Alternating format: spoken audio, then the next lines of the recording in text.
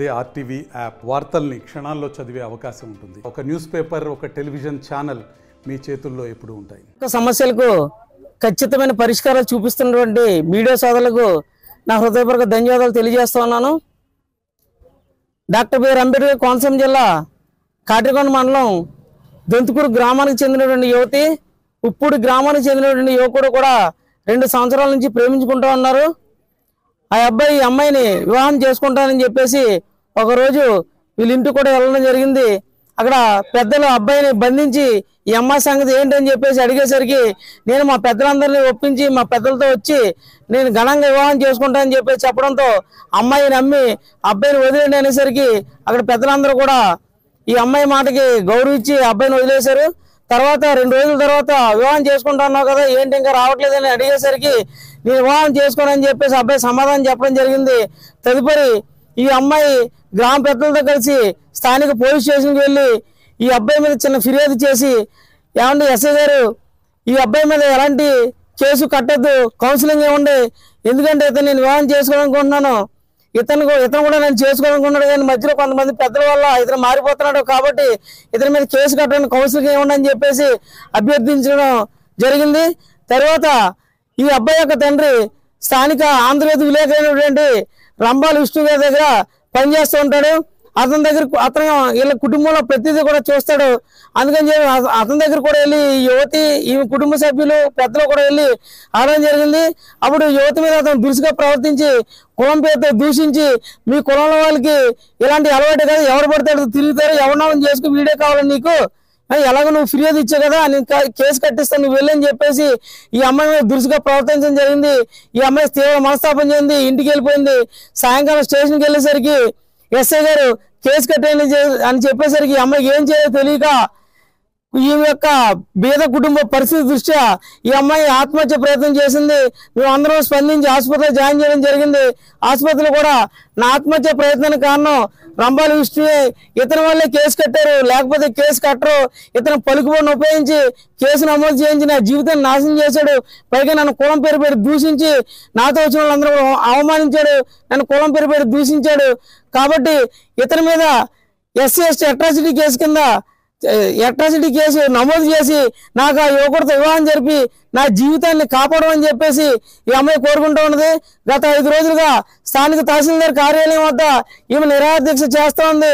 ఈమె ఏం చేసుకుంటుంది ఏంటో, ఈమె యొక్క కుటుంబ పరిస్థితికి మేము జాలిపడి ఈమె తల్లిదండ్రులు ఇద్దరు కూడా ఒకరి పొలంలో పారేతనం చేస్తూ ఉన్నారు.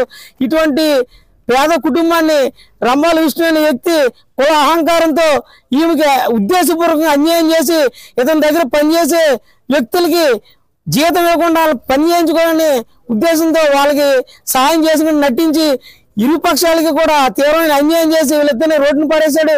కాబట్టి ఇటువంటి వ్యక్తి మీద SC కులాలలో కలవ చేసుకుని వీళ్ళకి తీవ్రమైన అన్యాయం చేయడానికి ప్రయత్నించి సఫలమైనటువంటి రంబాల విష్ణు మీద SC/ST అట్రాసిటీ కేసు నమోదు చేసి ఈ అమ్మాయికి ఆ యువకుడితో పెళ్లి జరిపించి న్యాయం చేయాలని చెప్పేసి మేము కోరుతా ఉన్నాం.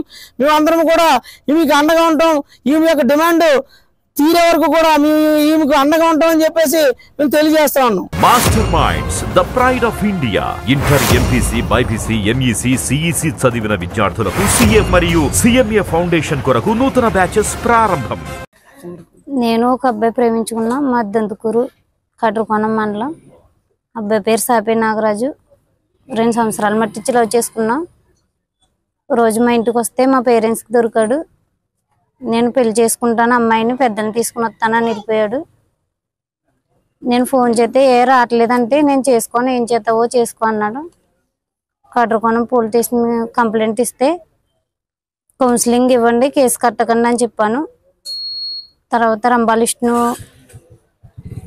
ఆంధ్రజ్యోతి విలేకరు ఆయన దగ్గరికి వెళ్ళి ఇలాగా ఇప్పుడు సంబంధించిన ఒక అబ్బాయి వాళ్ళ నాన్న మీ ఇంటికాడ పనిచేస్తారు కదండి, అబ్బాయిని పెళ్లి చేసుకుందాం అనుకున్నాను, అబ్బాయి కూడా చేసుకుంటానన్నాడు, మీరు చెప్తే చేసుకుంటారు చెప్పండి అంటే ఆయన నన్ను తిట్టాడు.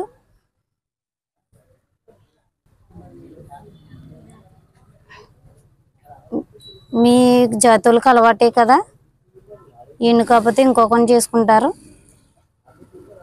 నువ్వు వీడే కావాలని అంటున్నావేంటి, నేను కేసు కట్టించేతాను, వెళ్ళిపో, వేరే వాడిని చూసుకుని చేసుకో, అని నన్ను గెంటేశాడు ఒకటిలో నుంచి. అబ్బాయి అతను చెప్తే అడిగితే చేసుకుంటాడని వెళ్ళామన్నాడు. ఆ కుర్రోడాలు నాన్న పని చేస్తాడని అందుకు నుంచి ఆయన అడగటానికి వెళ్తే, నీకు ఆడే కావాలా వేరే వాడిని చూసుకో, మీకు జాతోళ్ళకి అలవాటే కదా, నువ్వు ఆడే కావాలని పట్టుబడుతున్నావేంటి, నేను ఆడి మీద కేసు కట్టించేస్తున్నాను వెళ్ళిపోయి మా లంచాన్ని తిట్టాడు. ఆ అబ్బాయి మీద ఎఫ్ఐఆర్ అయ్యొద్దన్నా ఆయన ఎఫ్ఐఆర్ ఏం చేశారు. నాకు ఆ అబ్బాయితో మ్యారేజ్ కావాలి, నన్ను అది చేసినందుకు రంభాలిష్ణు విలేకరు ఆంధ్రజ్యోతి ఆయన మీద కేసు కట్టాలి. ఎంఆర్ఓ ఆఫీస్ కాడ 6 రోజులు మట్టి ఇస్తున్నారా? అవునండి, నా ఏం చేసేదాకా ఇక్కడి నుంచి కదలను.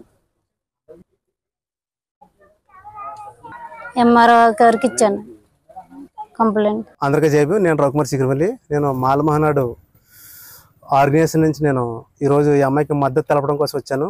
ఈరోజు ఈ అమ్మాయికి జరిగిన అన్యాయాన్ని నేను తీవ్రంగా ఖండిస్తున్నాను. ఈ అమ్మాయి మనోవేదనకి గురయ్యేటట్టు చర్యలు తీసుకున్నటువంటి మన రంభాల విష్ణు గారిపై రాష్ట్ర ప్రభుత్వం కఠినమైన చర్యలు తీసుకుని శిక్షించవలసిందిగా కోరుకుంటున్నాను. ఈ రంభాల విష్ణు గారు ఈయన ఆంధ్రజ్యోతి విలేకరి. ఈయన ఆంధ్రజ్యోతి విలేకరిగా పనిచేస్తూ ఒక ఇద్దరు ప్రేమికుల్ని విడదీసే ప్రయత్నంలో అబ్బాయిని కంట్రోల్ చేసుకుని